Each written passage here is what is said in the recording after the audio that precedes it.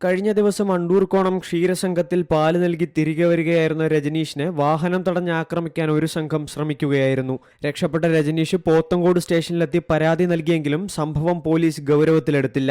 നേരത്തെ ഈ പയ്യന്മാർക്ക് ചെറിയ കഞ്ചാവിൻ്റെ ബിസിനസ്സൊക്കെ ഉള്ളതായിട്ട് നമ്മൾ കാണാൻ പറ്റിയപ്പോൾ നമ്മൾ സ്റ്റേഷനിൽ റിപ്പോർട്ട് ചെയ്തായിരുന്നു.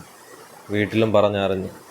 അപ്പോൾ ഇതിൻ്റെ വൈരാഗ്യത്തിൽ ഒരു വണ്ടി ചേർക്കുകയും ബൈക്ക് കൊണ്ടൊന്ന് ക്രോസ് വയ്ക്കുകയൊക്കെ ചെയ്ത് അങ്ങനെ നമ്മൾ പോത്തങ്കോട് സ്റ്റേഷനിൽ കംപ്ലയിൻ്റ് എഴുതി കൊടുത്തിട്ട് തിരിച്ചു വരുന്ന വഴിക്ക് നമ്മളെ ആക്രമിക്കുകയായിരുന്നു. ആയുധങ്ങൾ വെച്ച് നമ്മാട്ടി കൊണ്ടും വടിവാൾ ഉപയോഗിച്ച് നമ്മളെ ആക്രമിക്കുകയായിരുന്നു.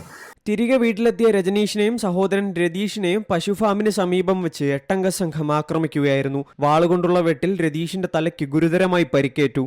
അണ്ടർകോണം സംഘത്തിൽ പാലൊഴിച്ചിട്ട് വന്നപ്പോൾ എൻ്റെ എൻ്റെ ബാക്കിൽ നിന്ന് വന്ന് വണ്ടി തടയുകയും കല്ല് വാരി എറിയുകയും വാൾ ഉപയോഗിച്ച് വെട്ടാനൊക്കെ വരികയും ചെയ്തു.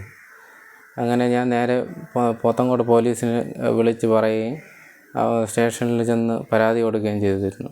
അതിൽ ചാണ വടിവാളുകൾ ഉപയോഗിച്ച് വെട്ടുകയും എന്നെ നമ്മാട്ടിയുടെ മാട് കൊണ്ട് തലയ്ക്ക് അടിക്കുകയും ശരീരാസകരം ഇടിച്ച് പരിക്കേൽപ്പിക്കുകയും ചെയ്തു. അവർ 8 പേരോളം ഉണ്ടായിരുന്നു. തടയാൻ ചെന്ന രജനീഷിനെ മൺവെട്ടി കൊണ്ടും കല്ലുകൊണ്ടും ആക്രമിച്ചു. ഗുരുതരമായി പരിക്കേറ്റ ഇവരെ കന്യാകുളങ്ങര ആശുപത്രിയിലും തുടർന്ന് മെഡിക്കൽ കോളേജിലും പ്രവേശിപ്പിച്ചു. പ്രതികളിൽ പ്രായപൂർത്തിയാകാത്തവർ ഉൾപ്പെടെ ഉണ്ടെന്നാണ് പോലീസിന്റെ കണ്ടെത്തൽ. സംഭവത്തിൽ 8ഓളം പേർക്കെതിരെ പോത്തൻകോട് പോലീസ് കേസെടുത്ത് അന്വേഷണം ആരംഭിച്ചു. C Malayalam news, Thiruvananthapuram. ഏറ്റവും പുതിയ വാർത്തകളും വിശേഷങ്ങളും വിരൽ തുമ്പിലറിയാൻ സി മലയാളം ന്യൂസ് എല്ലാ ഡിജിറ്റൽ പ്ലാറ്റ്ഫോമുകളിലും ലഭ്യം.